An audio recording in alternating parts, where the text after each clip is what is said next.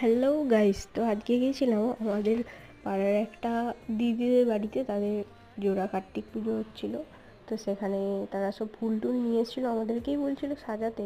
কত কিছু সাজানো নিয়ে এসছে, দেখো কত ফুল ওই ঘরে রাখা আছে কার্তিক, আর এই ঘরে সাজানো হবে। আমার গলার অবস্থা খুব খারাপ, শুনে তোমরা বুঝতেই পারছো, তার জন্য ক্ষমা করে দিও। এই দেখো আমরা বসে বসে ফুলের তোড়াগুলোকে এভাবে সাজাচ্ছিলাম ওখানে দেবো বলে। তারপরে আমরা সবাই মিলে অনেকগুলো সাজিয়ে নিয়েছিলাম। তারপরে এই ভেতরে এরকমভাবে সাজাইছি অনেকক্ষণ ধরে, অনেক সময় নিয়ে গিয়েছিলো। বিকেল হয়ে গেছিলো, এই যে আমাদের পুচকু খেলছে। আর এই যে, তো এই দেখো আমাদের ফাইনাল লুক কীরকম সাজিয়েছি। দুটো ঘর মিলে অনেক রজনীগন্ধা এনেছিলো, সেটা দিয়ে সাজানো হয়েছে। আর এখানে নামের দল, লাস্টে খেতে বসে গিয়েছিলাম।